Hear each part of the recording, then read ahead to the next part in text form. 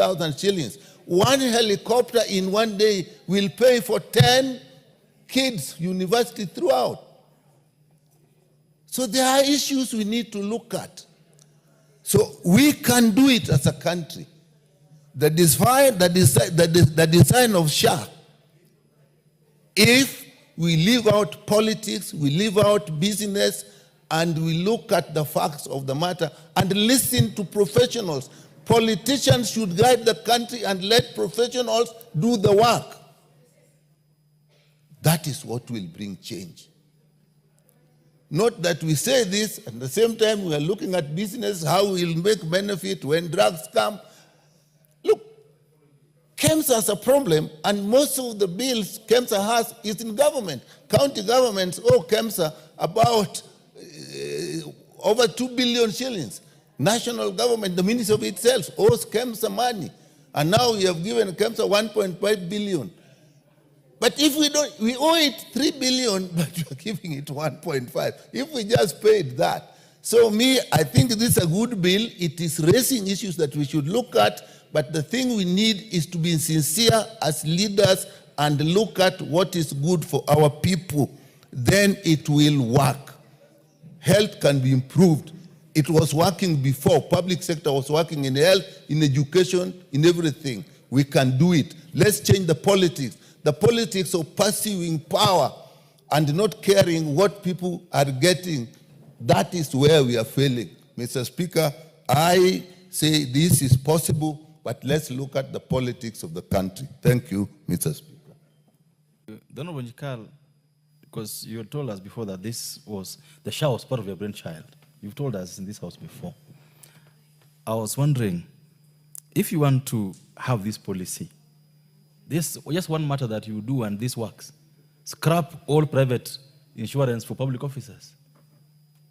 If you did that, then everyone reverts to public. Members, join me welcoming children from Kamwimbi Primary School, Chuka Gamangombe constituency, Tharaka-Nithi County. They are sitting in the speaker's gallery and they are welcome for the proceedings this afternoon. Member for Endebess.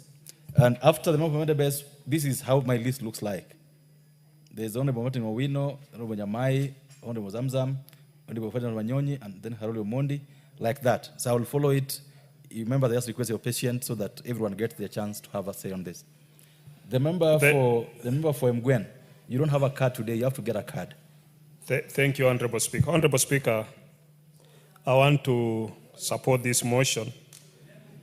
The Honorable Sabina Cheke puts it that therefore the House resolves that the government through the Ministry of Health, because that's our prayer, implements the Kenya Universal Health Coverage Policy 2020 to 2030 and introduce a policy on mandatory use of public health care facilities by all civil servants, public officers, and state officers in the country. I think that is the gist of the motion. Okay.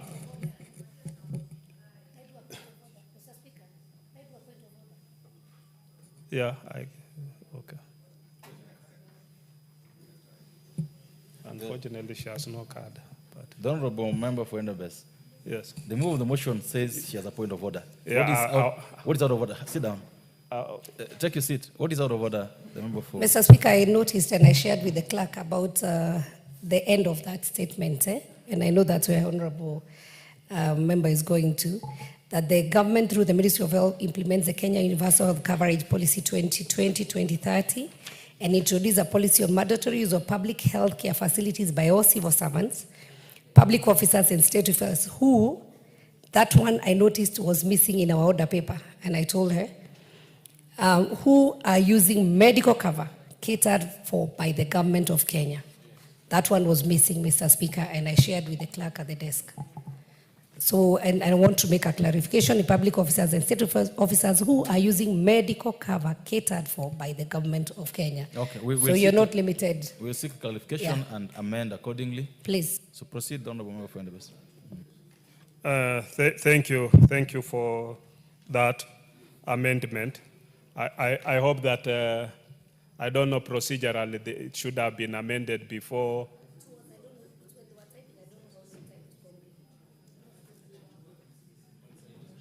Procedurally, We shall proceed with the debate. as Then it is. we'll retrieve the motion as approved by the speaker, then we'll amend at that time. Okay. But proceed. But I'll be able to, I'll now move my motion the way it is in the order. Go ahead. Okay, thank you, Honorable Speaker. So, Honorable Speaker, In any case, the Honorable, because you know that you can actually even amend the motion. yes. Okay, thank you, Honorable Speaker. Honorable Speaker, this issue about universal health care coverage, which the Kenya Kwanza government introduced through 3 bills that were, or 4 bills that were brought into this House, and this House passed. Honorable Speaker, with those bills being passed, we are aware that SHA has 3 funds: the Primary Health Care Fund, the Social Health Insurance Fund, and the Emergency Chronic and Critical Illness Fund. And these funds, Honorable Speaker, have been operational right from October last year. And Kenyans, we've seen the people coming out and sharing their experiences where many people are benefiting. And as we progressed, depending on the absorption of the funds, we've seen that there is enhancement of the emergency, critical and chronic illness fund. There is enhancement of primary health care fund. And this, Honorable Speaker, is going a long way in improving the services within our health facilities. To me, the only challenge has been support from the county governments, because when you talk of level 2, level 3, level 4 facilities, some of them have been slow in terms of registering and providing services to the wananchi. Some of them have had challenges in terms of, even as counties, in terms of paying KEMSA.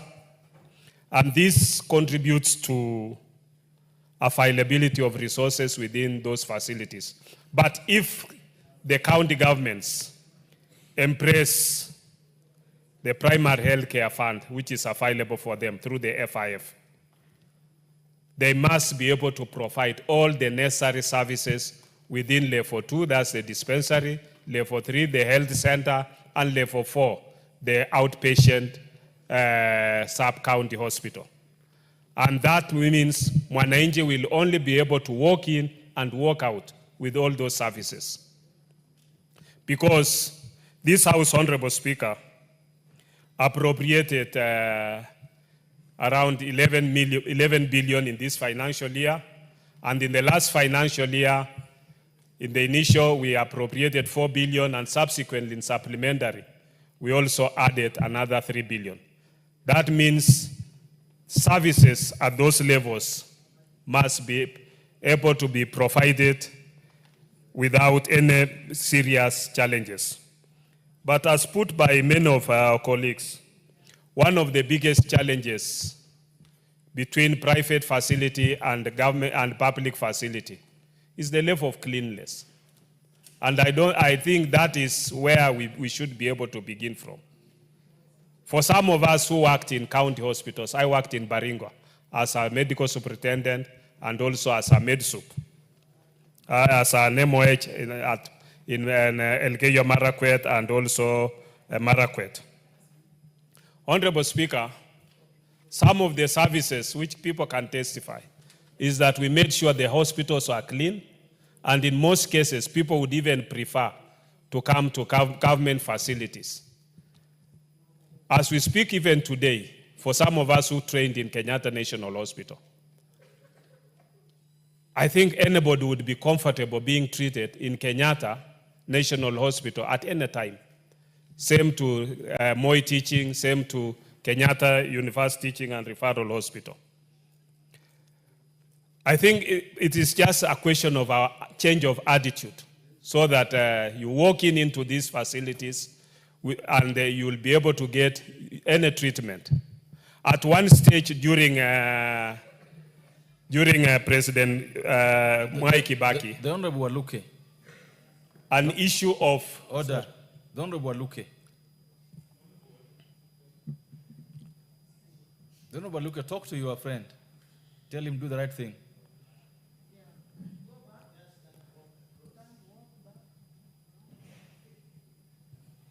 Honorable Speaker. If that's the Honorable Obiri, or you know what to do. Go ahead. Honorable Speaker, at one stage, governments introduced what we call amenity within public facilities. Because at that, many Kenyans at that stage, they would prefer a more cleaner environment. They want maybe a private room. And these are available within government institutions. So I think it's a question of your attitude as an individual. Today, as we speak, anybody in Eldoret would be very comfortable being admitted at the Moi Teaching and Referral. It's one, I think it's the best facility, and it's a public facility. So, to me, I think it is just that maybe some bit of prestige where people think maybe if I'm treated. I'll give you an incident, Honorable Speaker, that I went to one of the private hospitals 2 days ago because I was cleaning my ear and the earbud, the cotton wool entered into my ear canal.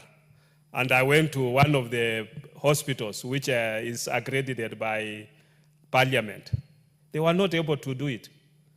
But when I went to a public hospital, that was done. It was done in a few minutes, and I left and came back. Okay? I wouldn't want to mention it for just not to discourage any patient from going there. But it shows you that, because when I went to that private hospital that is accredited by Parliament, I was told they had to wait for the consultant ENT will have to come on a Tuesday, and this was a Monday. Yeah. While when I walk into the public hospital, it was done immediately because the doctor were available there. So at times we tend to blame our doctors that doctors in private hospitals are not available. It's maybe on that day where they are booked to work to go and work in the private hospitals. No, in the private. But in public, they are available there. In fact, you have more of them there, even both senior and even those who are registrars or they are in training. So this motion where we are resolving that we make it mandatory for every public servant, I don't think it's in good faith to me, the way it is in good faith that we must create trust within our public institutions that we can go there, you'll be attended, and you'll be able to get the best services. Just like on Monday when I got a good service in a public facility. So, Honorable Speaker, this is a good motion. I think many Kenyans should look at it from a positive point of view. Occasionally, when I'm at home, I go to Endebess Hospital to do operations there. And I pro bono, I don't charge anybody because I'm a member of Parliament and paid. And those services that we provide are quality services. And we mentor the young doctors to make sure that this country attains at least this universal health care. With those few remarks, Honorable Speaker, I want to support. This chance goes to the member for, before the Martin Owino, Honorable Martin Owino, there's member for Elgeyo Marakwet. Then Honorable Martin Owino. Thank you so much, Honorable Speaker, for giving me this opportunity. And one, I want to actually appreciate the Honorable MP, Honorable Sapina Chege, for bringing this motion to this House.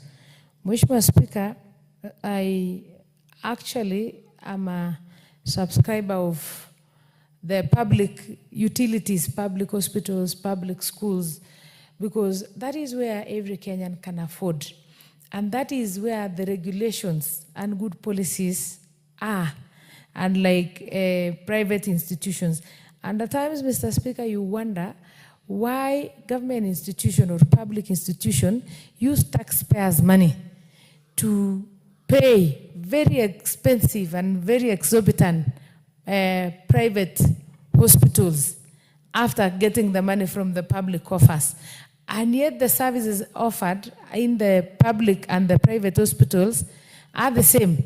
The only difference, or what I can say is, what brings the difference at times, is you find that the public hospital, the management of the public hospital, it's not the doctors, it is not the services, not the drugs, it is the management of public hospitals that is wanting. You find a public hospital, the moment you enter into a public hospital, there is a synonymous smell. There is something that actually notifies you that you are now entering a public hospital. It is not maybe it is not something you can associate with drugs or anything clinical, but it's maybe something of dirt and disposed waste or something like that. So, Mr. Speaker, now that the public hospitals are devolved and they actually with the county governments, I want to urge the governors, because if from where I sit or from the response of the people of Elgeyo Marakwet, SHA is working with us. And the chair for health has just said that it doesn't work with him. Maybe it's because the hospitals in his area or the people, there are no facilities in his area that can actually accommodate the people who want to use SHA in the public hospital. Or the criteria, maybe they were not guided well on the parameters of what people should pay. In that when people feel to be enrolled in SHA, they get a very exorbitant amount of money, maybe 1,000 shillings, and you find them giving up. But if they are guided well, the mama mboga in the village and the local farmer should pay not more than 630 shillings. So most of the people are registered with SHA. Unfortunately, when they go to 6 services at the level 2, at the level 3, level 5 hospitals in the county, they don't get sufficient services because you find there are no drugs, there are no doctors. That is not the failure of the health practitioners. It is the failure of the management of those hospitals. So if the county governments can up their management a little bit, they get stationed person there, the superintendents there to ensure that people report on work, there are drugs. Even the public hospital should have more drugs than even private ones, because the private, they buy. Where these ones, they procure from KEMSA, and KEMSA, we know, they have even the drugs in excess. So I support this one, but as much as I support, also somebody must do their job. That is the county government. They ensure that they are thoroughly cleaned, because that is the hygiene actually that is putting people off. Unfortunately, Mr. Speaker, somebody yesterday forwarded me, and I'll say it's Baringo County. Somebody forwarded me a patient in Baringo Hospital who was in hospital bed. Though the context was not to look at the service that the patient is getting, but he was telling me there is a reported and unknown disease that has been reported. But that person was feeding on a lid of, and it was all over social media, buckets, the hospital bucket. You see the bucket that people normally carry to go and wash their clothes, and it's green in color. So that person had utilized the bucket to go and fetch beans and ugali there, and it was a green bucket. So you can imagine somebody who is a public servant, or me as Mheshimiwa, Mr. Speaker, or even a primary school teacher, or even a secondary school teacher, or a doctor, like Honorable Nyigal and Honorable Pukose, being admitted in an hospital, then you find them feeding in a plastic, not plate, lid of a bucket. I mean, buying or acquiring even the very cheap plates, the very cheap necessities, the plate, the bucket, the the spoons in an hospital, in a public hospital, should not be a tall order. Some of those patients, when they are coming to hospital, they are not anticipating that they are going to be admitted. Some of them are even collected by well-wishers because of the motorbike accidents, and they are just dumped there. They cannot buy them anything to use it there. So I think the governors should just try to make sure that they make it a little bit decent so that the public people can use it. Otherwise, I am an advocate that the public institution should pay money to public institutions to ensure that we are improving the public institutions. That is where we ended up with education in Kenya. It almost got privatized, everything, because people started pouring money into private institutions, and then the private institutions gave extra time to teach. And even the teachers who used to teach in public institutions started paying more money for private teachers who are not even at times trained. They just get somebody who qualified in Form 4, got an A, they go and teach your children, and you pay them a lot of money to teach your children. Here you are a professional teacher, maybe 20 years, 30 years in the service, but you don't even believe yourself that you can teach your child, not even in school, even at home, and pass exams. And we ended up wasting a lot of money, and people ended up becoming very poor because now public institutions were dying. So, Mr. Speaker, I want to support the motion by Honorable Madam Sabina Chege by saying we should actually ensure that the public institutions make it a priority, public servants make it a priority to go to public institution. But the disclaimer that I still give is that the public hospital should also try. And most of those teachers, all the doctors actually in private institutions still practice in public. And at times I wonder, why can they go and call the management of public hospital and even show them how a private hospital looks like and how a public hospital looks like, because they are actually two worlds apart. Thank you, Mr. Speaker. Thank you. All members, in the public gallery, students from Karirikania Comprehensive School, Kuresoi North, Nakuru County, and students from the Digital Junior Educational Center, Embakasi West, Nairobi County. They are welcome to follow our proceedings this morning and to the Houses of Parliament. Next, I think is Honorable Member for Ndiwa. Thank you, Mr. Speaker. I really appreciate this time to contribute to this. And Mr. Speaker, from the onset, I want to thank my former chair, Sabina Chege. We used to call her Maito. I'm happy that you are still on top of these issues of health. Mr. Speaker, the most important facility, health facility, for all of us members of Parliament, is the facility next to your home, whether it's a health center or a dispensary. That is a public health facility. Whether you are bitten by a snake, or you have diabetes, shock, or you have heart attack, or anything, that is the facility that you will stabilize your health. Many times we are saying, which is true, that health is devolved, and we leave it to the county government. But I want to challenge ourselves, because with the arrangement we have now, where health is starting from level 1, where community health promoters are, to level 2, level 3, 4, and 5, we have to get involved, because that management we are talking about, which is okay. In health, in a dispensary, there is what we call dispensary management team that oversees the FIF, which we have already put in place. These are the people selected within our surrounding, and others are expert with them. I think we should also be concerned how they are working and what is their concern, so that they can manage the funds that we are giving now, which is, to me, which is more adequate than we had before. And that is the PHC, and the chronic and the KEMS arrangement with them to have drugs. All these are managed in those facilities. And the people who are important are those committee members, because they budget and they push for execution to the counties. Just like the schools are run, the BOM and also the teachers by the TSC. We have to be involved. If we could get involved as 349 members of this House, we can get it better. Mr. Speaker, access, quality, and affordability of health is very important because they all address preventive and promotive health. In fact, if we are talking of funding, we should talk more of funding this preventive and promotive health. Right now, people are showing up in higher facilities with complicated cases. Let's say cancer, level 3, level 4. Diabetes, people walk, they don't know, people walk sick, but they don't know that diabetes is really ravaging the organs. When they show up, they are done. Pressure, same thing.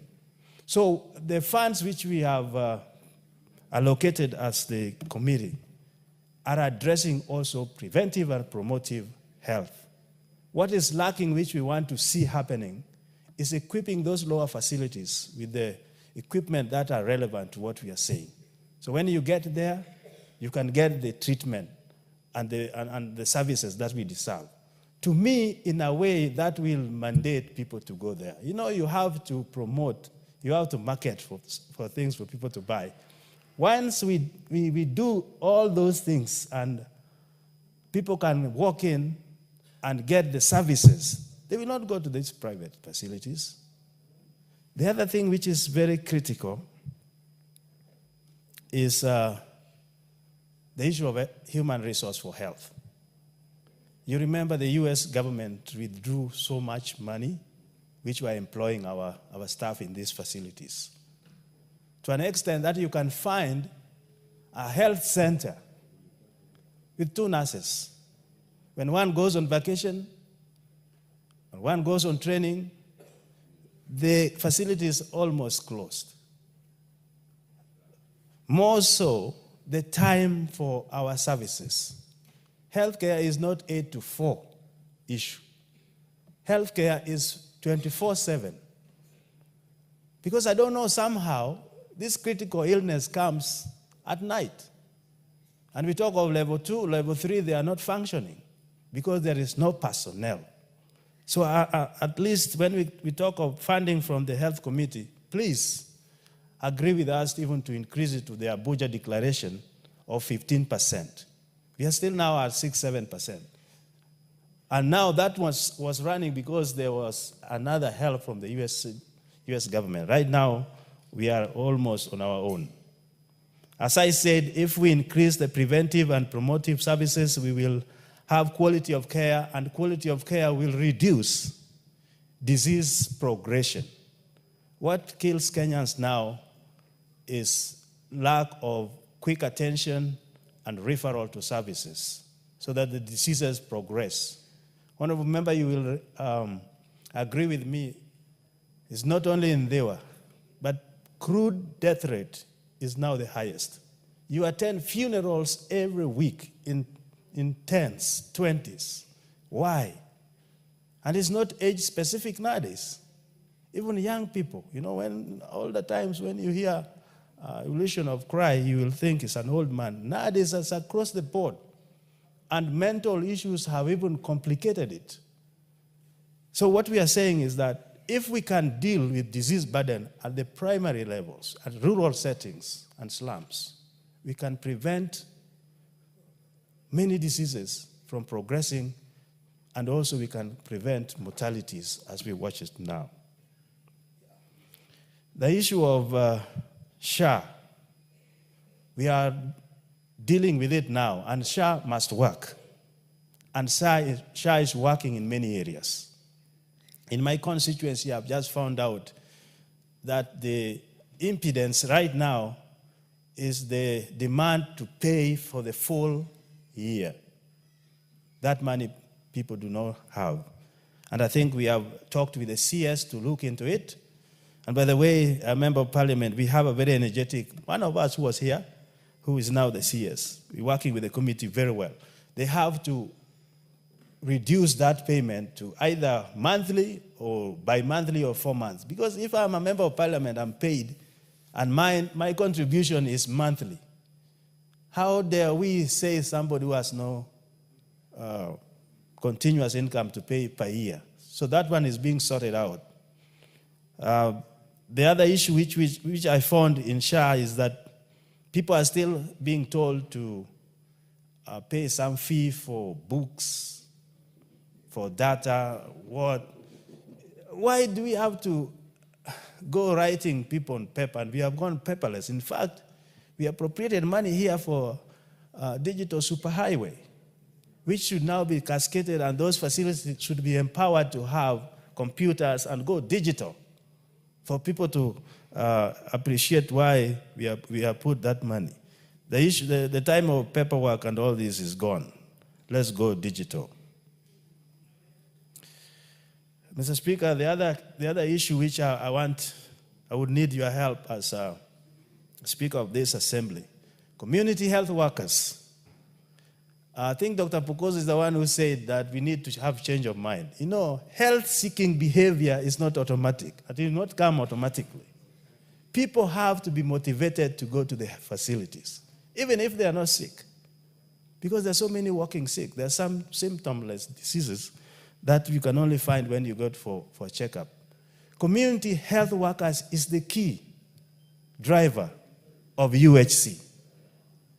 Madam Sabina, you know that very well. We had this bill here and passed it last term and sent it to Senate, Mr. Speaker. That bill died in Senate. Through the wisdom of our substantial Speaker, we resurrected that bill, and it was passed here. And I want to appeal to this House. It is now 7 months in the Senate, and it's likely to die.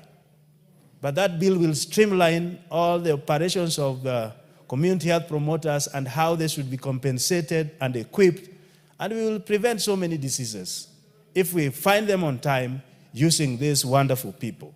So I have asked my chair, and I'm asking the leadership of this House that we always pass many things for Senate. They should look into this bill and pass it immediately.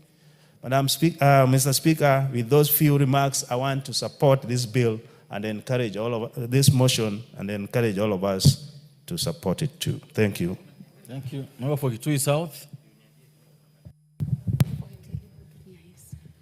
Thank you very much, Honorable Speaker. You know, my friend seated next to me came in when you were about to give me a chance to speak. And he told me, tell me, in quotes, dunia iko namna gani. So before you called me, he had just started engaging me. So, Honorable Speaker, let me address this important subject before now I settle down to tell him, dunia iko namna gani. Honorable Speaker, first of all, I would like to congratulate the Honorable Sabina Chege, who has decided to come up with this very important motion. And Honorable Speaker, this is a very interesting house and a beautiful house to be. Because today, as we sit, Honorable Speaker, we have the Honorable Fatuma Chege. He was a chair health, and he did a lot of work. Honorable Sabina Chege. Honorable Speaker, I also sat on that seat as a chair health, and we did very good work, and we laid a lot of ground for what is happening today. And Honorable Speaker, in that committee, we had the Honorable Dr. Nyikal, the current chair health. And he was an extremely important member, and he was also useful in laying ground to what is going on. And we have the Honorable Dr. Pukosi, also who has been a chair. And he has also done very good a job, now seated in Budget Committee.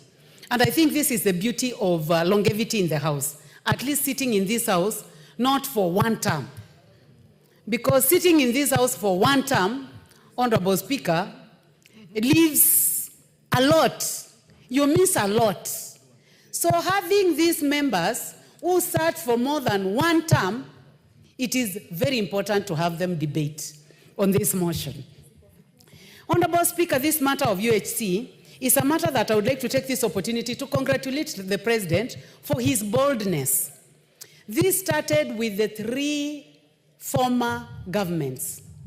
The time of Mzee Kibaki, he really wanted to implement UHC during the time of Ngilu. But the boldness to go to say, let's pass the law, let's go for it, did not happen. We also had the time of Anyang' Nyong'o. When the president really wanted to have universal health coverage, there was no boldness to say, let's go for it, let's pass the law. We were here, Honorable Speaker, during the time of Uhuru Kenyatta, and the desire was there. But to have someone to say it's time to go for it was not there. And so this is one of the reasons as to why I'm saying I would like to congratulate the current president for being bold, for not caring about the processes that it takes, but just to say that this is the time that we must give dignity to Kenyans, ensure that we have an opportunity for everybody, disregarding their economic situation, disregarding whether they voted for him or not, disregarding their geographical location, to say that we must implement laws that ensure that if a person is sick, they can walk to a health facility next to them and get treatment. So this is something that we must congratulate this government for and do our best to make sure that SHA works. Honorable Speaker, before I talked about this, I had an engagement with the Honorable Dr. Nyikal, and he has told me that it is possible. I have looked at the laws, and I know, Honorable Speaker, that now we have a possibility of having level 1, level 2, and level 3 being free, and also level 4. And also, we have the other levels being funded through SHIF. Honorable Speaker, what is important now is to ensure that we have the right equipment, we have the right products, even the consumable products at our local centers, such that someone does not go to a health facility and is told that the blood pressure machine is not working. Luckily, we also have, initiated by this government, the community health workers who are walking around our villages and having a very good collaboration, initiated by the national government, between the national government and the county government, that we have community health workers who are able to walk around our health facilities carrying those gadgets, which are extremely important. So, Honorable Speaker, I would like to say that this is the opportunity that Kenyans should not lose. And Honorable Speaker, in the 12th Parliament, we visited Japan because they have a very good way of dealing with the universal health coverage within their 47 prefectures. Honorable Nyikal, help me if I didn't get that very right. But they also have similar to our counties, and they are 47. And for them to be able to implement universal health coverage, they made it like compulsory and said that before you buy anything else, please remember your health. Remember your health. And it became a culture that in Japan, health is free, but they did not just enjoy it the way they enjoy it now. It had to be by force. That if you are a farmer, when you get your products from the farm, the first thing you give is take care of your family health. The health of your family by ensuring that you have contributed to the universal kitty for universal health coverage. So, Honorable Speaker, this is a very important time we have, that we must make sure that SHA works. We must provide the necessary budgetary allocation for it. We must encourage collaboration between the national government and the county governments, because no matter how much money is provided from the national government, when it goes to our counties, our governors are the ones to make sure that everything works, to make sure that our nurses are comfortable, to make sure that our doctors are comfortable and they are happy to go to a clean hospital, to make sure that when they get there, they'll be able to get all the products that they require, including all the equipment that they need and all the other facilities that go with it. Honorable Speaker, was encouraged to know that there is direct support to KEMSA now. That KEMSA will not just wait for the county government to purchase drugs, but drugs can flow from KEMSA to the counties, so that the counties can now send those drugs direct to level 1, to level 3, and to level 4.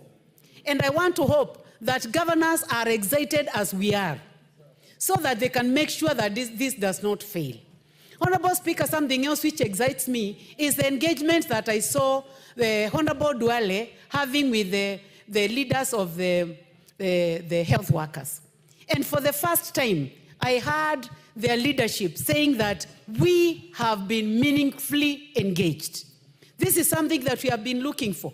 And it tells us that members of this House who get to the position of cabinet secretaries are doing a wonderful job. And it is good to give flowers when someone is there.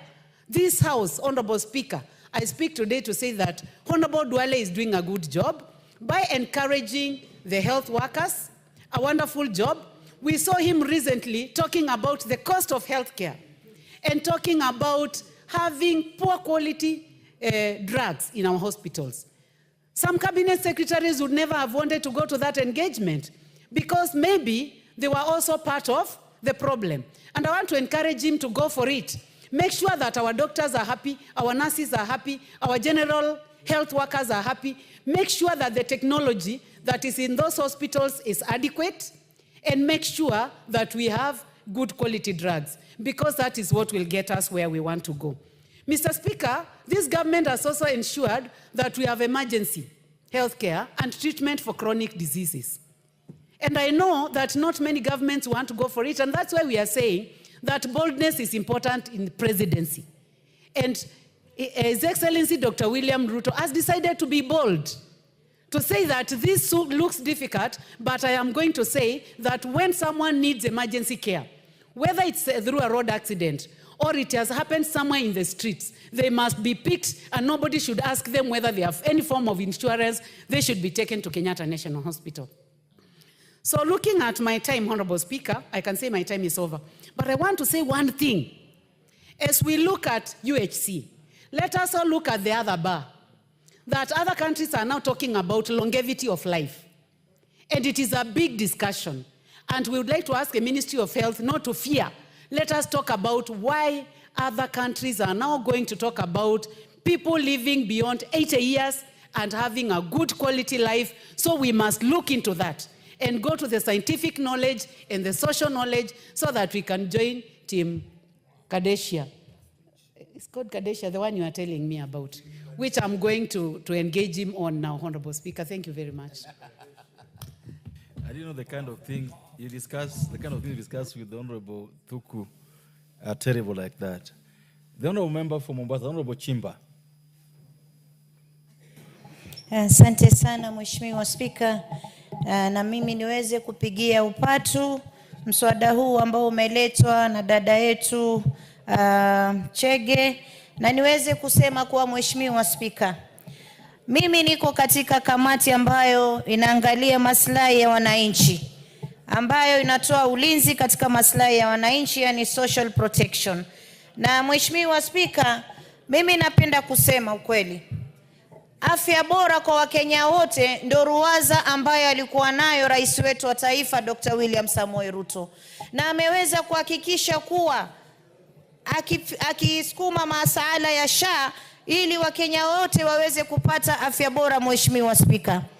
Lakini pia naweza kusema kuwa katika hospitali zetu za kaunti ambayo kuwa tunaangalia masuala ya afya yameweza kupelekwa katika ugatuzi, Mheshimiwa Spika, wao ndo ambao wanamwangusha rais. Na mimi naweza kusema tumeangalia juzi masuala ambayo yanaendelea katika hospitali ambapo kuna mgonjwa, kwanza picha imepigwa kitanda ambacho amelalia, Mheshimiwa Spika, ni sehemu chafu sana. Na kama alivyosema msemaji wa kwanza, Mheshimiwa Spika, ukiingia katika hospitali zetu za public, harufu kwanza inayokupiga, hiyo inaonyesha hata mgonjwa akiingia pale anaona kifo mwanzo, Mheshimiwa Spika. Hapati ile hope ya kuwa mimi nitaingia hapa nitoke nikiwa mzima, Mheshimiwa Spika. Hospitali zetu ni chafu, vitanda vichafu, malazi chafu. Hata mgonjwa akiingia pale ugonjwa unazidi maradufu, Mheshimiwa Spika, wakati serikali kuu imetoa pesa nyingi sana kupeleka katika ugatuzi kuhakikisha kuwa haya hospitali yanafanya kazi na yanatoa huduma bora, Mheshimiwa Spika. Mheshimiwa Spika, mimi napenda niseme wazi, yule mgonjwa jana nimemuona hospitali, Kwanza nguo alizovaa Mheshimiwa Spika, nguo chafu. Mimi nakumbuka wakati wetu miaka ya nyuma ilikuwa sisi tukilazwa hospitali ambao ni ya public, tunapata zile uniform ambazo tunavaa za hospitali za wagonjwa ambazo ni safi, zimeoshwa na dawa, vitanda viko visafi, malazi masafi. Hata ukiingia hospitali unajua daktari akija kukuona unapata ile hope ya kuweza kupona Mheshimiwa Spika. Lakini kwa sasa hospitali zetu za kaunti zimekuwa ni hospitali ambazo zinanuka, zina uchafu. Maiti yuko pale amekufa, mgonjwa yuko hapa anamwangalia, hana ile hope kuwa mimi nitapona, namuona mwenzake yuko pale na hali ambayo yule maiti yuko pia ni hali tata sana Mheshimiwa Spika. Mimi nataka kusema gatuzi zetu, na hata niongelee kaunti yangu ya Mombasa. Tumekuwa na wagonjwa ambao wanakuja ofisini kwangu Mheshimiwa Spika, wanakuja na makaratasi ya bili za hospitali, bills kubwa kubwa, wanaomba kusaidiwa 100,000, 200,000. Mtu amelala hospitali wiki moja na kuambia mama niko na SHA, lakini naambiwa hii itakava hizi pesa zingine zote nitafute nilipe. Mtu pengine aliumia mguu tu peke yake Mheshimiwa Spika. Sijui ni corruption inaendelea katika hizo hospitali, lakini mimi nataka kuambia hawa magovernors wetu hawawezi kumregesha rais nyuma. Sisi tukiangalia rais amefanya bidii. Duale ukiangalia wizara ya health, waziri anaenda mbio juu na chini kuhakikisha kuwa Wakenya wanalipa SHA, na Mkenya akilipa lazima apate huduma bora Mheshimiwa Spika. Haiwezekani kuwa Mkenya amelipa na hata wafanyikazi wetu wa maofisi wameenda, mtu ana pressure iko 200, karibu itampasua kichwa, lakini akienda pale anaambiwa kava yako haiwezi kukusaidia hapa hospitali, wakati amelipa SHA yeye mwenyewe. Ofisi ya mama county pia imemlipia SHA, lakini huduma hawezi kupata, naambiwa toa 5,000, toa 6,000. Pressure, ugonjwa wa pressure Mheshimiwa Spika, ambao mtu anaweza kuanguka pale akafa Mheshimiwa Spika. Watoto wadogo sisi tunaona katika mikutano magavana wanazunguka wakisema mtoto chini ya miaka 5 atatibiwa bure, lakini urongo. Wakienda hospitali Mheshimiwa Spika, hawa wote wanaulizwa pesa. Mtoto sijui anaambiwa mara sijui mashini ya kupima kitu fulani haiko hapa, tunakurifa hospitali fulani. Na tunaelewa Mheshimiwa Spika, baadhi ya hizo hospitali ambazo hawa wanawarifaa ni zao za kibiashara za kibinafsi Mheshimiwa Spika. Na ndio maana tunasema ruwaza ya rais ya kutaka kuleta afya bora kwa wote, kwa jamii, afadhali ifuatiwe hiyo Mheshimiwa Spika. Mimi mbunge niweze kuingia Makadara nipate huduma, yule mtu wa chini aweze kuingia Makadara na yeye pia aweze kupata huduma. Hivyo ndio maana Kenya itakuwa sawa na tutawacha kuangalia kelele za barabarani Mheshimiwa Spika. Mheshimiwa Spika, nikiweza kuzungumzia masala ya wale CHVs ama CHWs, hawa ambao wamejitolelea kufanya kazi ya afya Mheshimiwa Spika.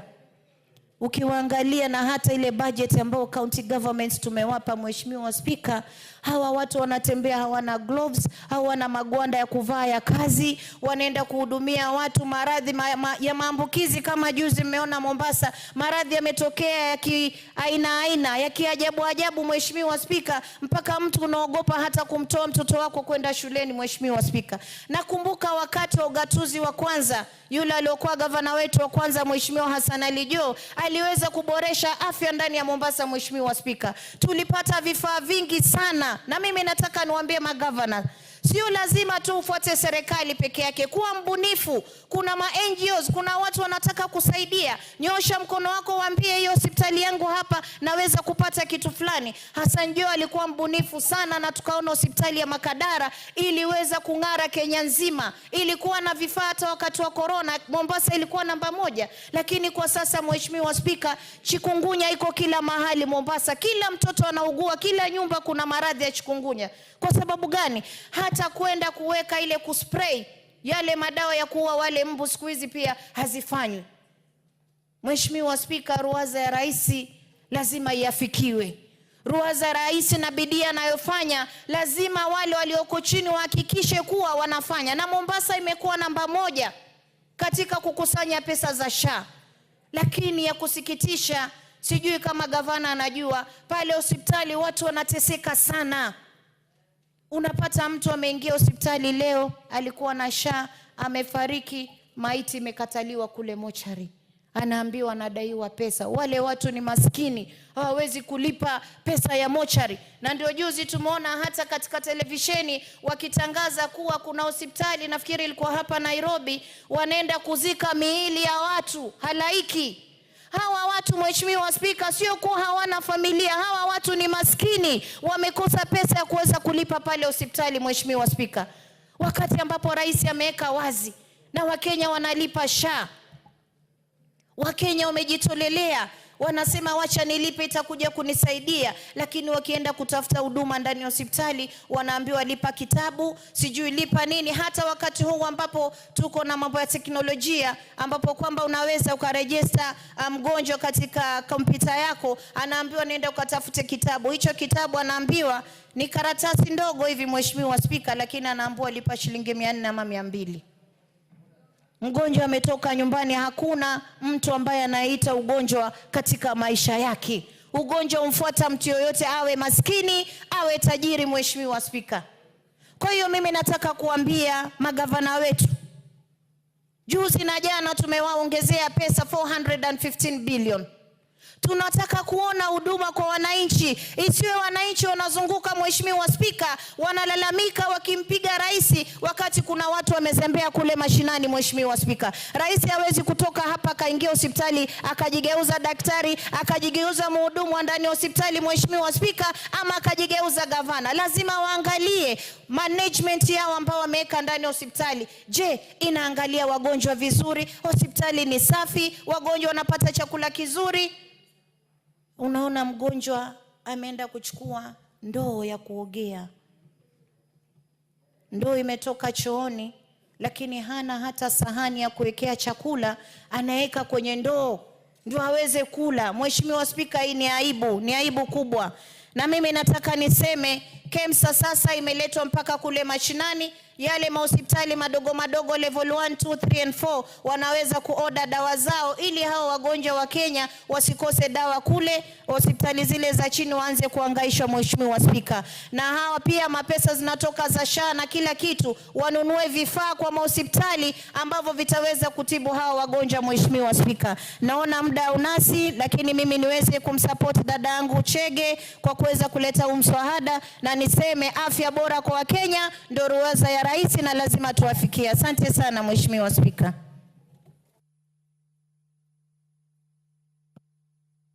Kwanza Mheshimiwa Ferdinand Wanyonyi, alafu atakufuatilia Mheshimiwa Wasuba South. You can't be doing that all the time. Yeah, okay. So just have your chance, Okay. and let us have theirs too.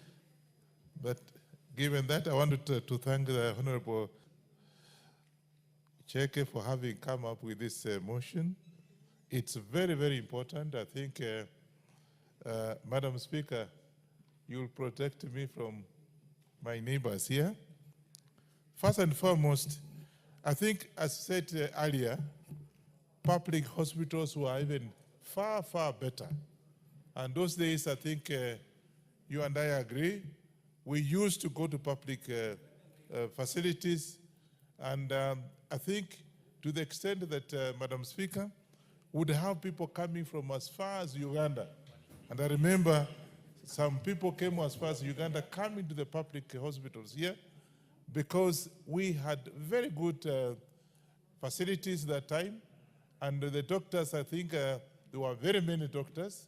Today, as we are talking, the problem we are having is actually lack of the personnel in most of the public hospitals. But I can tell you that as far as I'm concerned, the facilities in the public sector, in the public hospitals are very, very good, and some of them are quite good, and some of them are quite old. But the problem we're having today is the notion that when you go to public hospital, as somebody mentioned, they think you are very poor. You can't afford to go to private hospital. And when in fact somebody dies in the public hospital, then of course you are saying, oh, you know, he was not taken to the right hospital. But I want to tell the public that today, as it is today, we should actually attract and make sure that our public go to the public hospitals, because there's enough facilitation for the same. And also, the ministry and being headed by Duale is doing all they can to be able to facilitate these public hospitals. And I think let's just change the notion that a public hospital, when you go there, then you are poor. That is notion that will be there, but should not be actually be taken seriously, because we have enough facilities, we have enough manpower. The only thing is that sometimes you find the people, the doctors who are working in those public hospitals coming from the private sector hospitals, and they insist that they are paid better. So, Madam Speaker, I think what we should do is, I think this motion has come at the right time. We should be able to support it so that can be able to have enough facilitation. Share today, as most people have mentioned, is working. Yeah. So part of that again should be able to attract most patients to go to the public hospitals. Private hospitals are very expensive, and of course, the same doctors work in the public hospitals and private hospitals are the ones in the public hospitals, and therefore, let's have that. I don't know how we're going to make it, but let's have that as a motion. Let's have our public, note that actually they should be going to the public, like Kenyatta hospitals, for example. In Eldoret is one of the best hospitals, and I think I see most of the doctors who are in the private sector going there on part-time basis. Again, is something that I think we should be able to attract, tell our students, those who are finishing universities and specialized in whatever discipline, let them be paid well. Be paid well, and so they can be retained in the public hospitals, so that you can be able to meet this UHC, so that we can accelerate, as actually suggested in this motion, so that our people, can spend less money, because you go to the public hospital. Today, I've just gotten a motion where somebody went to the private hospital in I don't want to mention the hospital itself in Eldoret, and the bill is 2.5 million shillings, and they're asking me to take part in settling that. Where do I get that kind of money? Yeah. Yet that same person could have actually been done some treatment, better treatment in the public sector. So I think, Madam Speaker, we should be able to sensitize our people, and even have our students who are actually graduating to go direct to the public hospitals and be paid even better than those actually who have been told, okay, you must go and work in the private hospital, and so that the public can be able to have the notion that going to the public hospital is as good as going to the private hospital. With those few remarks, Madam Speaker, I support this motion and ask to Madam Mheshimiwa Chege to actually fast track this, so that can be able to maybe come up with a notion on how to tell our public to go to the private sector, the public sector, other than them sticking. That you only want somebody sick. Like somebody mentioned here, that he was, was having a problem and he had to go to the private sector and he was disappointed. So let's have that notion and be able to attract and again sensitize our public to be able to be going to the public sector. Thank you. I support. Thank you very much. The Honorable Ndindi Nyoro, Member for Kiharu.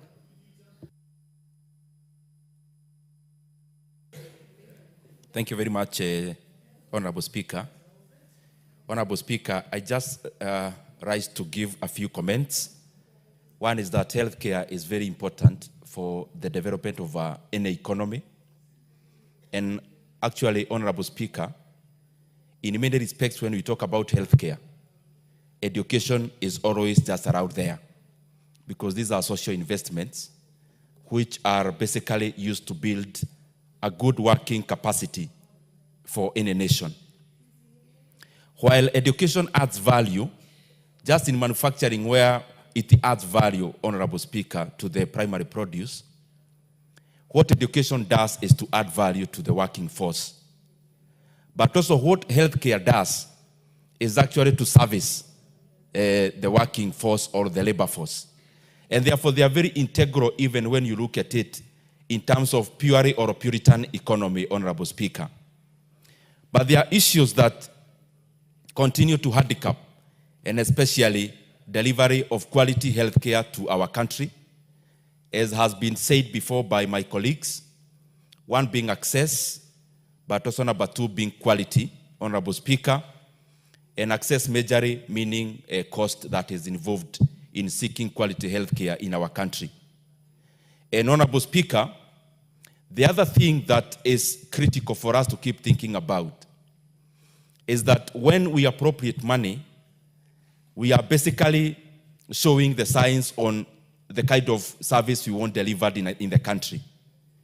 And Honorable Speaker, I see it as a paradox that healthcare is actually basically a fully devolved function. But when you look at the appropriation of the money that we give to our counties, vis-a-vis the money that remains in the national government, Honorable Speaker, that leaves a lot to be desired. And I think we need to walk the talk in terms of devolving even the funds and the resources that are needed for our county governments and our governors to be able to provide quality and accessible healthcare in our country. Honorable Speaker, we also have to think about healthcare as dynamic. We have seen in many countries, Honorable Speaker, that R&D budget for healthcare is always adequate, because the challenges that we face in regards to healthcare, Honorable Speaker, is dissipated by new inventions within the industry. And what makes that possible is the budget for research and development, which, Honorable Speaker, can go in many ways. One can be directly provided by the government, but also number two is to give incentives for even private healthcare facilities to be able to invest in R&D by giving them, Honorable Speaker, incentives even around taxes. Because whatever they do, if you get a reprieve which is cheaper and more efficient in terms of provision of health, that then becomes a public good, Honorable Speaker. And therefore it is no longer an asset of the people who invested in it. It becomes a public good for all the citizenry. And Honorable Speaker, that is what we ought maybe to do in terms of policy, that even the private facilities are given an incentive to do better, to come up with better methods, to come up with better reprieve, because ultimately, Honorable Speaker, that becomes a public good. And lastly, Honorable Speaker, it is important that all of us as people who serve the public, that we must continually always show confidence in the facilities that we provide monies for, even in this house. And Honorable Speaker, it's always an oxymoron that most of the public officers have insurances that cover them outside the public facilities. And Honorable Speaker, we should be the people who should be championing for quality service in those public facilities. It is important, Honorable Speaker, that all public facilities, and especially those who are covered using government resources, that we show confidence in public health facilities by seeking services there, Honorable Speaker, when they are needed.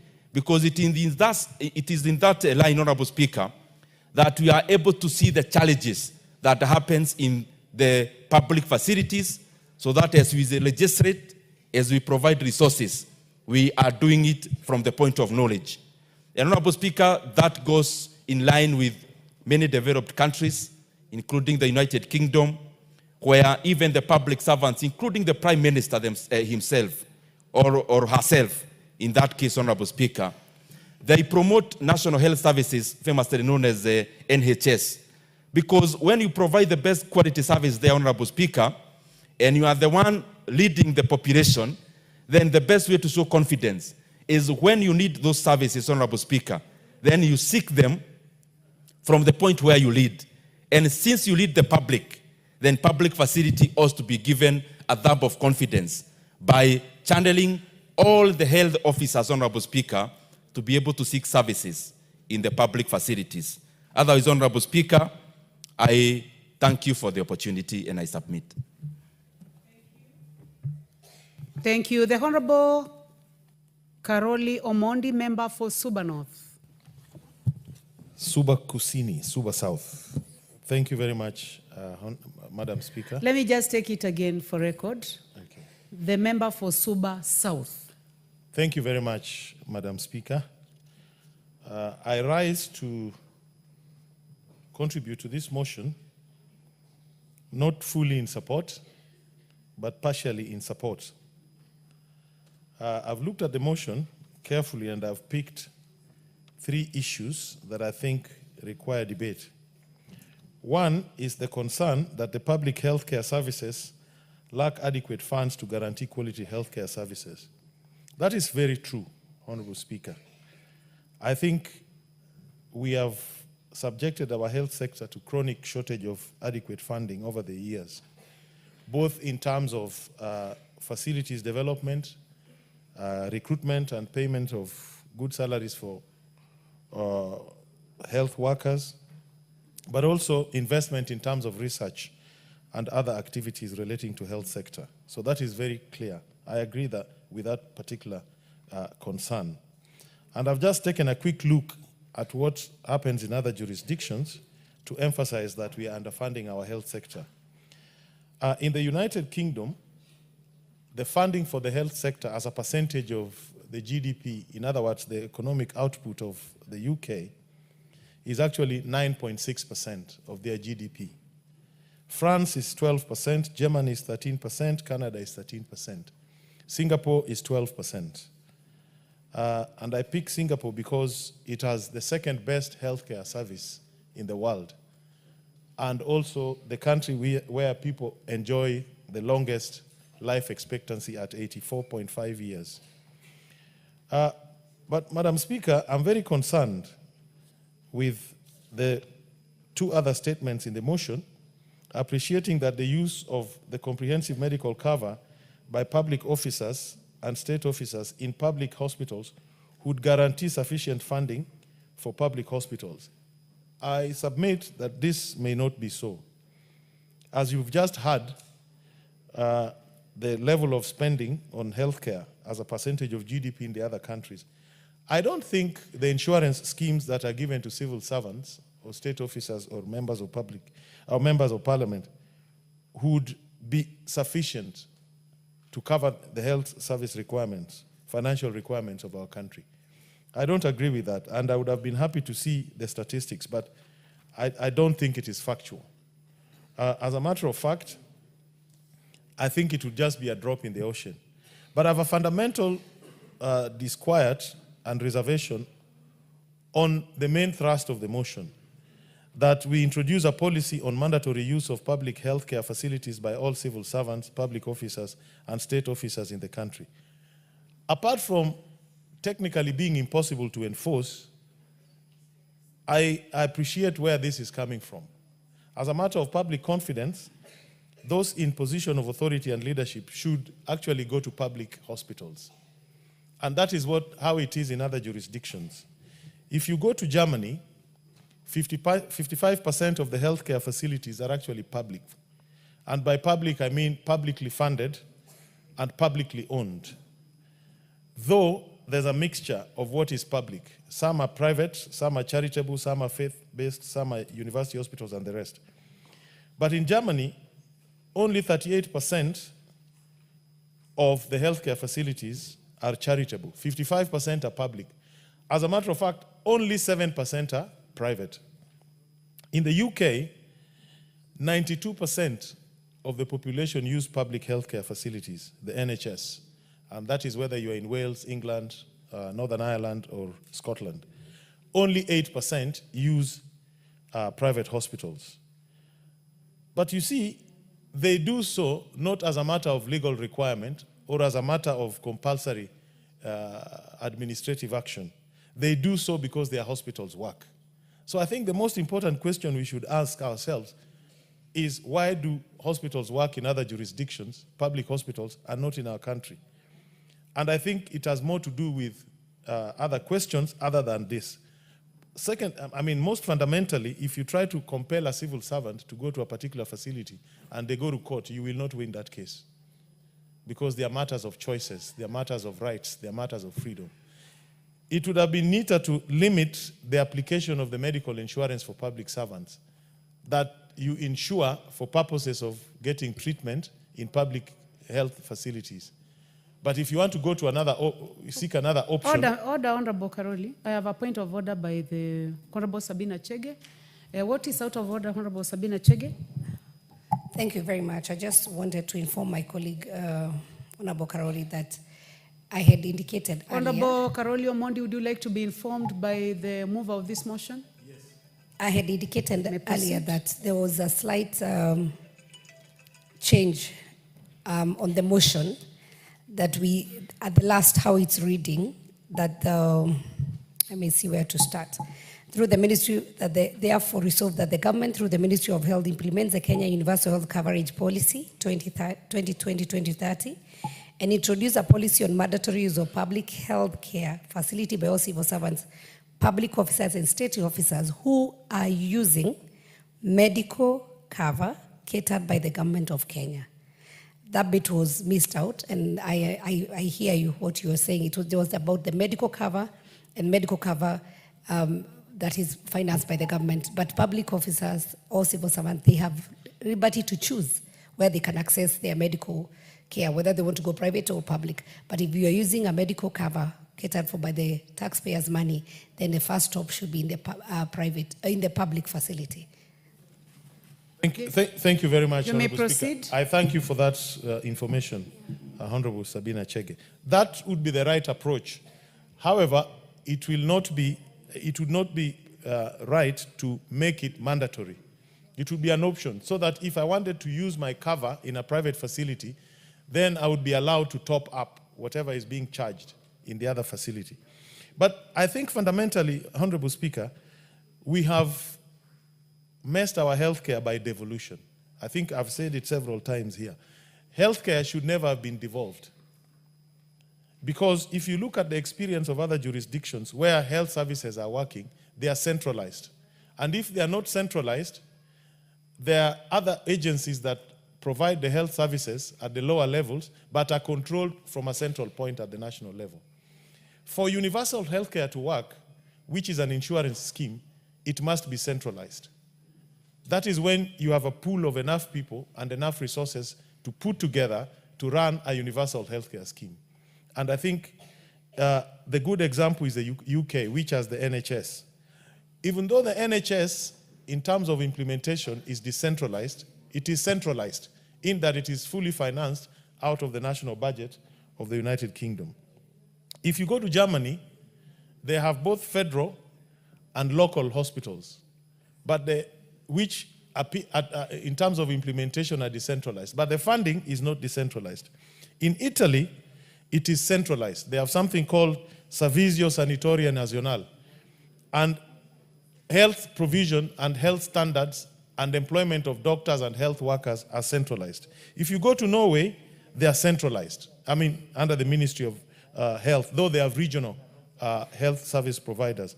The same in Australia, where they charge a medical levy and health is provided at state level, but funded by the federal government.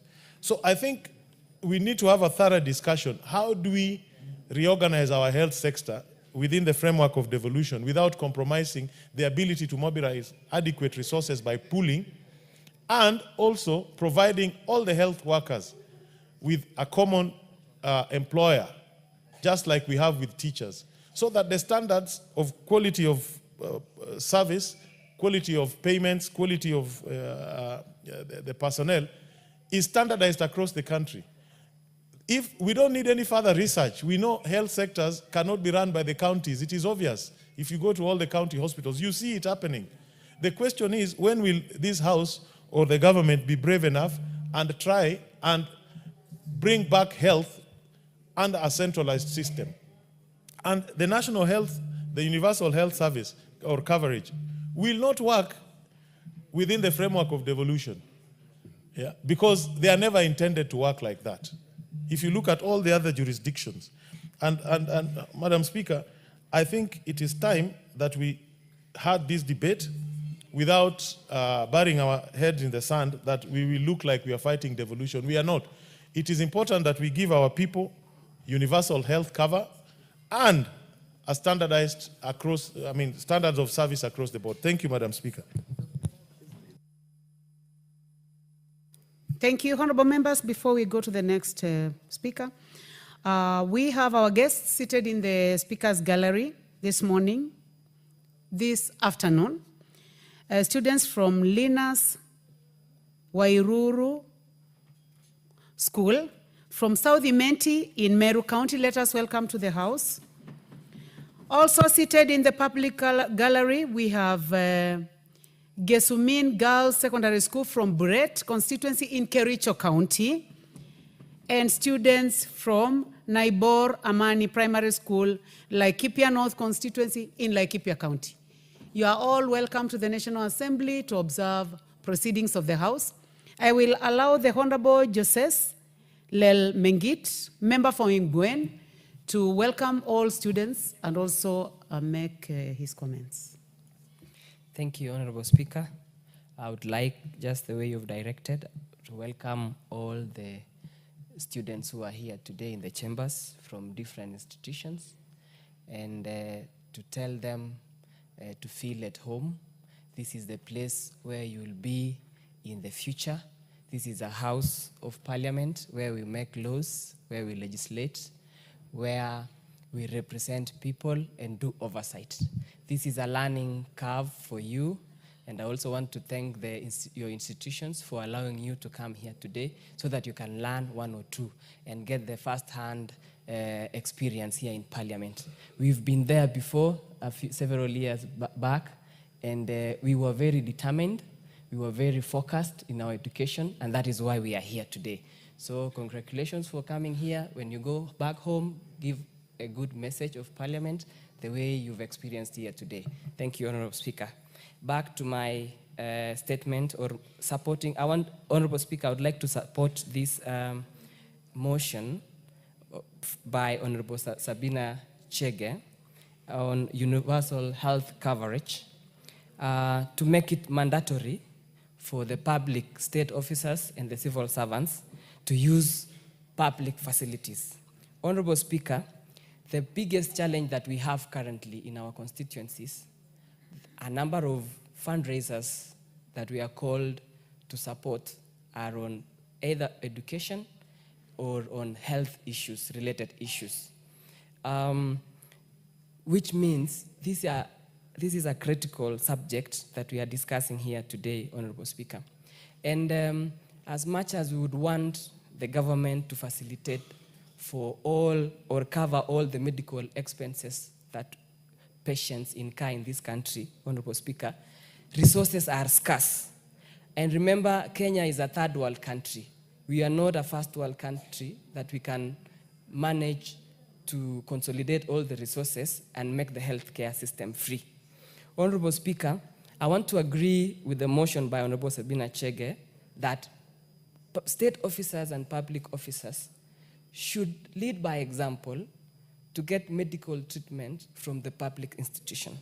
That way, Honorable Speaker, we will assist and make these institutions even get funding, especially with the current SHA medical scheme, where specific health institutions receive a certain amount of money based on the number of users using that facility, whether in primary health care or up to primary health care up to level 4, level 5, level 6 hospitals, Honorable Speaker. Recently, I had testimony from one of the administrators in Kapsabet Hospital where he told me, while we were still using NHIF, the amount of money that they used to receive, because they used to receive the money quarterly, Honorable Speaker, they used to receive close to 800,000 in every 3 months. They could not even budget to buy medicine and also buy non-pharmaceuticals. But they have a very good testimony right now, Honorable Speaker, where SHA pays these hospitals or remits money every month. And the money is good amount, close to 3 to 4 million now. So they can be able to budget for medicines, and also they can be able to budget for non-pharmaceuticals, like the gloves, the needles, and make it available in the hospitals. So, and that is within a month. So you see the kind of medical scheme that we have currently on SHA is better than the previous one that we had. Also, Honorable Speaker, we need to lead by example, because this country, the public institutions are failed. They are not being run adequately, be it hospitals or schools, Honorable Speaker, because these two things are conjoined, whereby private institutions are more praised than the public institutions. For example, in schools, Honorable Speaker, the teachers who teach in private schools are the same teachers who undergo the same training with the teachers who teach in public institutions. But where did we miss the mark, Honorable Speaker? I would like to encourage all of us, because as members of Honorable House, that it is possible to make the public institution uplift their standards and get enough or medical treatment that is equivalent to private institutions. So, Honorable Speaker, also pulling those resources together by members of parliament and leading by example will will enable us uplift these institutions to the standards that we want. Also remembering, Honorable Speaker, the civil servants in this country are close to 950,000. These civil servants take a portion of the revenues that we collect in this country by the exchequer, which is close to 1 trillion shillings. As per last year's data, recurrent expenditure of this country is close to 1 trillion shillings. The employed civil servants and state officers are close to 950,000 in this country. All the money that is being collected by the taxpayers, Honorable Speaker, are consumed by only close to 950, barely a million Kenyans. The rest of the 56 million Kenyans, Honorable Speaker, don't enjoy this kind of service.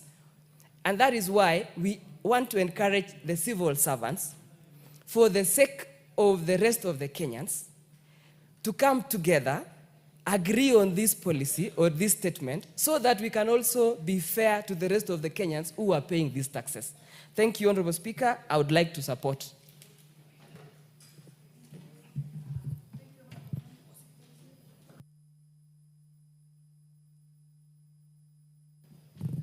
Thank you very much. Honorable members, you notice that most of us are speaking for 8 to 10 minutes. And if you wish, you could make a decision to do 3 to 4 minutes. Then it means more of you can speak. I would like to go to the Honorable Member for Samburu, the Honorable Police Lengoris. Thank you, Madam Speaker, for giving me this chance to contribute to the motion. And from the onset, I want to support the motion by Honorable Sabina. This is a very important motion, Madam Speaker, because for many years, Madam Speaker, we have been talking about the universal health care in this country.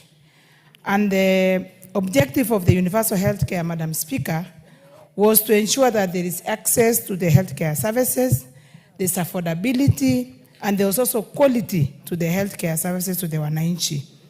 Madam Speaker, and if you talk currently about what the service provision at our public facilities, Madam Speaker, I would not be ashamed to stand here and say that it's worrying, Madam Speaker. The situation is really worrying, and the quality of healthcare service provided to the wananchi is actually very poor, Madam Speaker. Even after the devolution, and considering even the kind of support the county governments have received from the national government. Madam Speaker, the patients who access services currently at the public health facilities, especially in the place I come from, are really complaining so much. If you look at the health personnel, in the public health facilities, we have the highly trained and qualified health personnel, but most of them, Madam Speaker, are providing services at the private facilities where they will be paid And at the same time, they are still paid by the government. If you look at the patients who go and queue at the public facilities, most of them will stay to very late waiting for the services at the outpatients. And mostly when they are provided, they are seen by the consultants, they will only be written a small paper and they are referred to go to the private facilities where they could get other more investigations like X-rays, like blood investigations, and even for pharmacies for the drugs that the patient would require. That means, Madam Speaker, that there is a big gap in our public facilities. And the introduction of SHA by our president and the passing of the laws that support implementation of SHA by this House is really coming to be a great support to our health facilities. And I want to call upon the government, the county governments, the governors who are in charge of the county government to give a lot of attention to the healthcare provision at the county levels. Because the introduction of SHA, Madam Speaker, is going to be a relief even to the county government. Because the implementation of SHA is going to ensure that services from level 1 to 4 is going to be free. And the money that is going to be remitted to the health facilities is going to help in the improvement of our facilities, even in procurement of the products or commodities that the health facilities will require. So I want to encourage and ask the governors and the people in charge of the health facilities at the public institutions to be serious, because the provision is poor, the treatment of patients is not acceptable, even the food, the hygiene is really worrying. And I want to ask that this is going only to be possible if the county governments are going to be serious on what they are doing in terms of provision of healthcare facilities. The ones taking care of our facilities at the county levels are qualified staffs. So the only thing they require to have is the commitment to the service to the wananchi. Because what we are seeing now, Madam Speaker, is really worrying. And that is what is encouraging even people to run away from the public facilities. But since now they are getting a lot of money from the national government, they are going to get a lot of support from SHA. The only thing we require is commitment and supervision, and also ensuring that staffs who are employed by the government should first give priority of their services to the public facilities. And this will ensure that the services will improve and our wananchi will get what they are supposed to get from our facilities.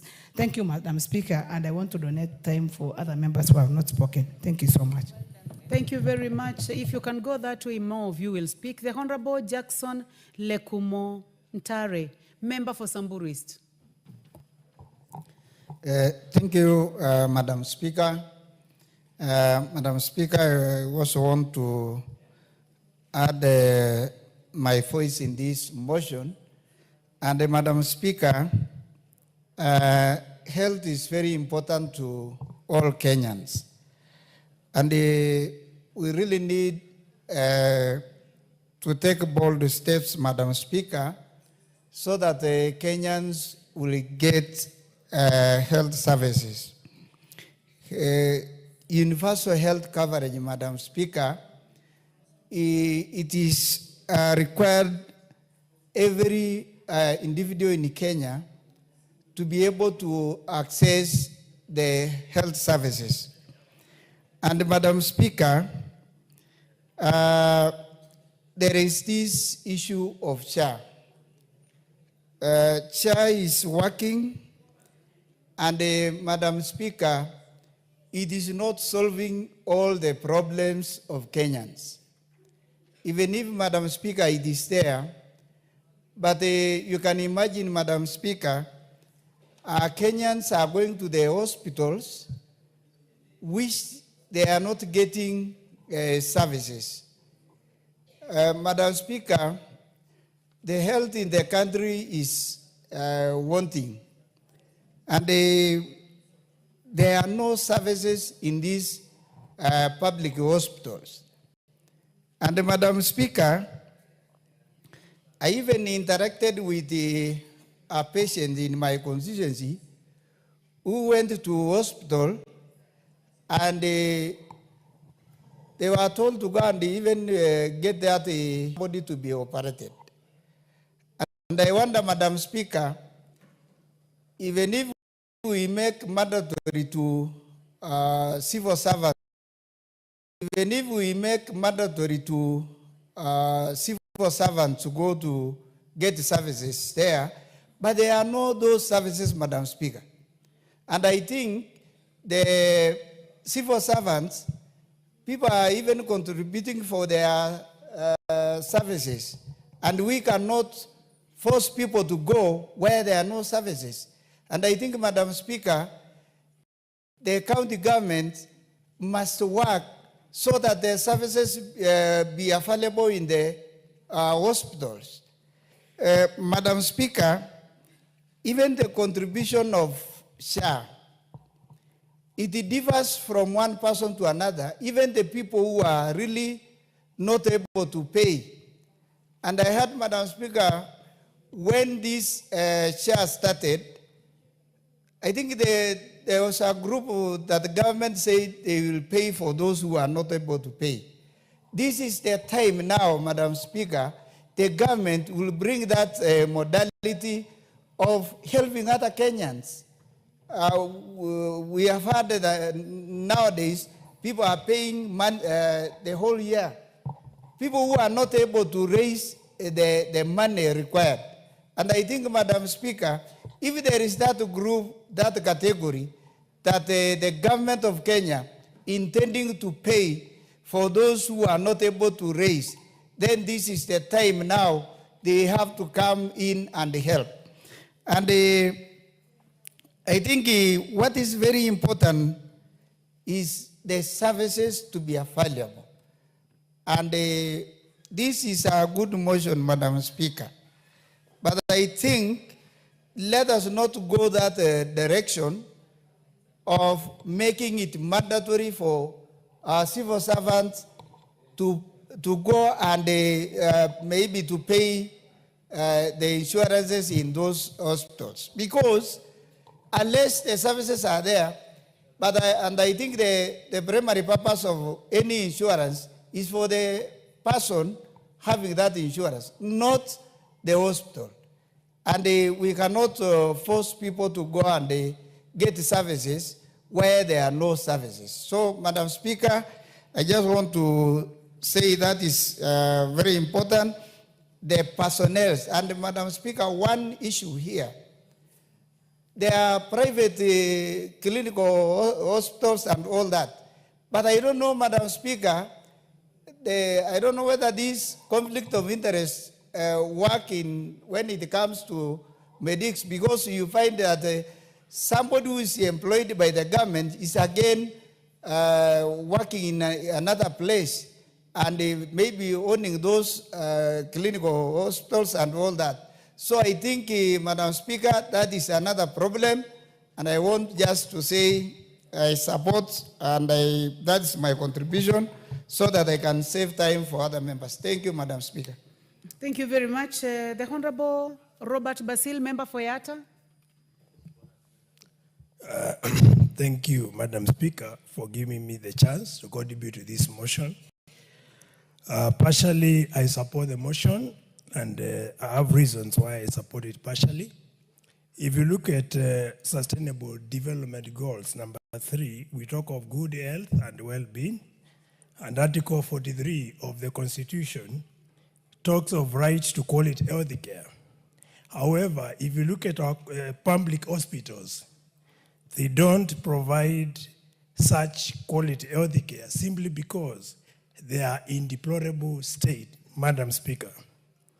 Therefore, Madam Speaker, we must improve rural hospitals and public hospitals for that matter, Madam Speaker, because the reason we have increased mortality rate, Madam Speaker, is because our public hospitals are completely unable to provide quality health care, Madam Speaker.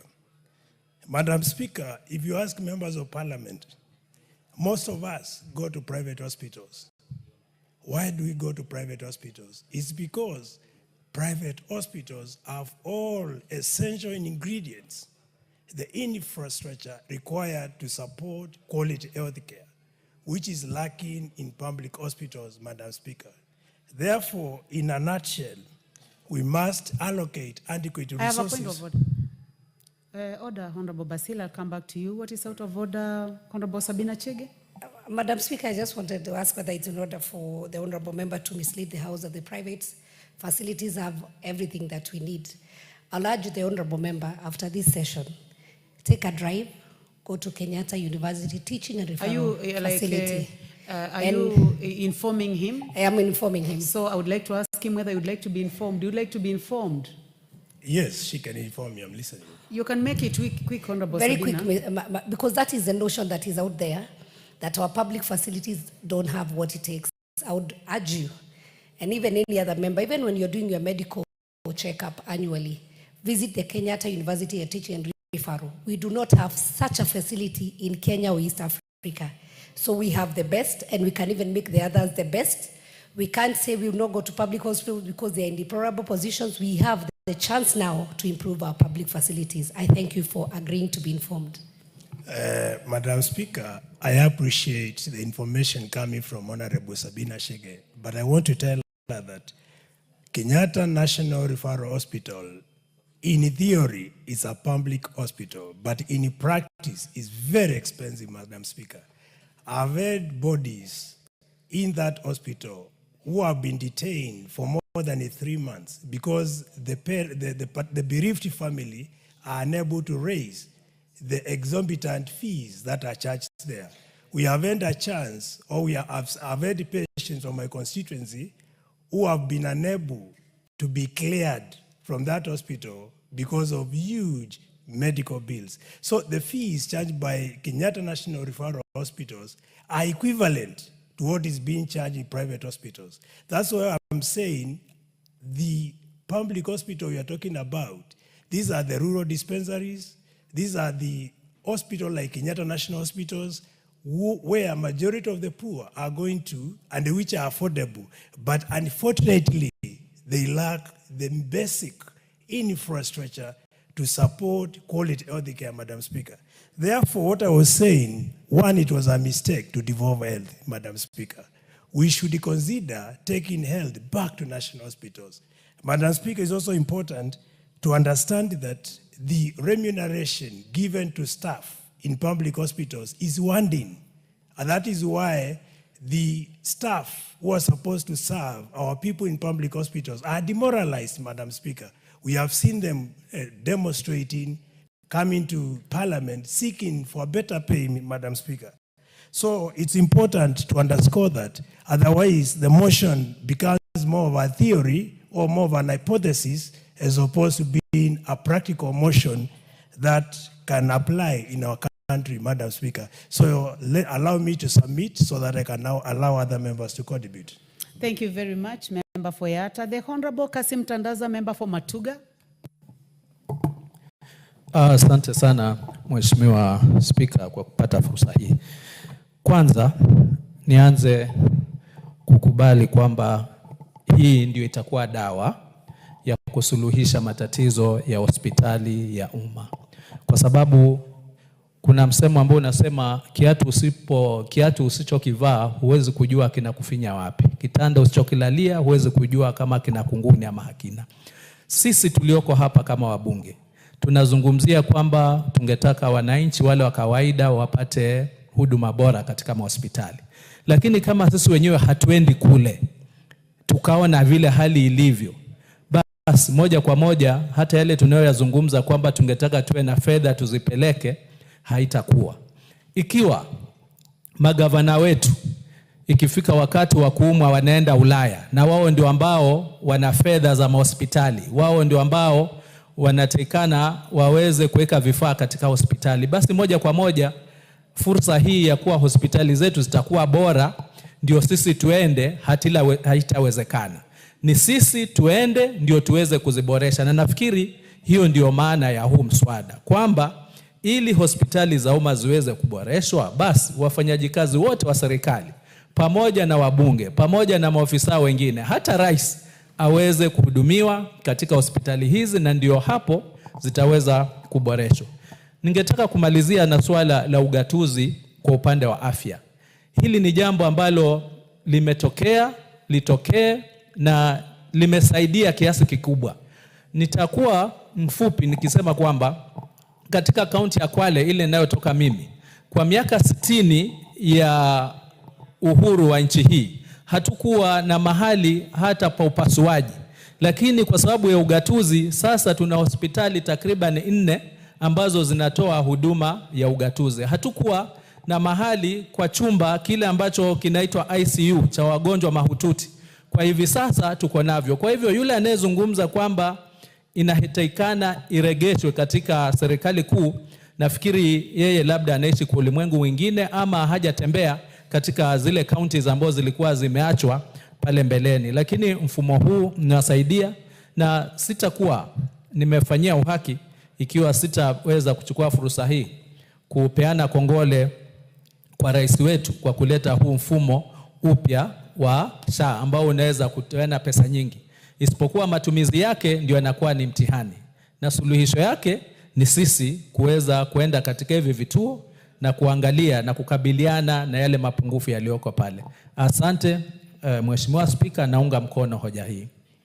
Thank you. The Honorable Cynthia Muge, member for Nandi County.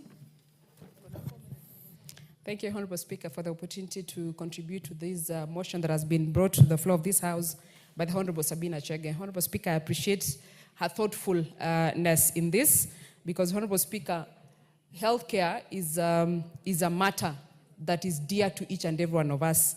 And Honorable Speaker, I must say that I appreciate the boldness in Honorable Sabina because she has been able to aptly point the fingers at the right place. She has been able to state and mention the public servants whom I'm included, Honorable Speaker. And Honorable Speaker, if you look at the responsibilities that we take as public servants in whatever capacity that we serve in, Honorable Speaker, this is the team that is entrusted with the allocation and management of funds that go into the public sector. And Honorable Speaker, I think it is just and fair that we have these people who have the responsibility of allocating and managing the funds to be able to feel the impact of their decisions, Honorable Speaker. And I don't think there is any other better way, Honorable Speaker, of having the public servants, the decision makers, be able to feel the results or oversee the results of the decisions that they have made. Honorable Speaker, I also see this as a proper incentive of improvement. We have spoken as members of this House, Honorable Speaker, to the matters and the issues that are affecting healthcare, including our displeasure about devolution of healthcare. Honorable Speaker, they normally say whatever has gone should be allowed to be water under the bridge because probably we could reverse the decision, but as it is, we cannot reverse the decision, Honorable Speaker. So what we should do as a leadership is to find proper solutions to make sure that healthcare, while at the counties, or that while it is being managed at the counties, Honorable Speaker, not only works, but is, becomes affordable and to the people, Honorable Speaker. Lastly, Honorable Speaker, the reason why we have issues with public facilities is because of something called public confidence. The public, Honorable Speaker, has lost confidence in public facilities. One of the contributing factors of the public losing confidence in those public facilities, Honorable Speaker, is because most of the time, us, the decision makers, do not partake of those public facilities or do not use them, Honorable Speaker. And I want to support this motion. Of course, Honorable Speaker, there is a lot that needs to be done so that we can be able to get proper and quality healthcare services in the public facilities. And Honorable Speaker, I join in the members, in the comments of the members that have been made, Honorable Speaker, that this country has to make sure that the health facilities that are public work. That way, Honorable Speaker, we can then be able to make healthcare affordable.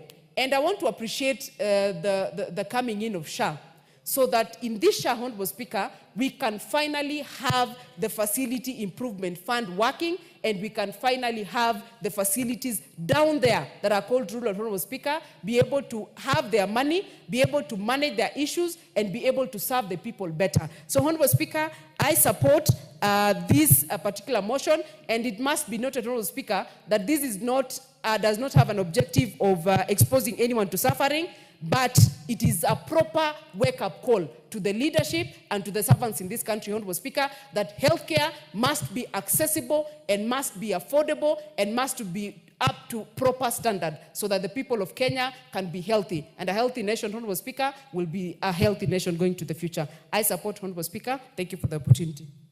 Thank you. The Honorable Janet CTNA, member for Turbo.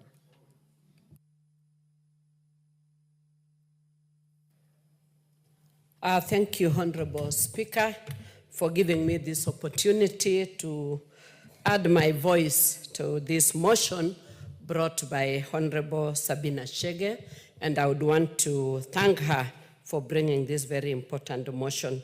Honorable Speaker, a healthy nation is a strong and stable nation, and therefore every person having a right to the highest attainable standard of health is a very important aspect.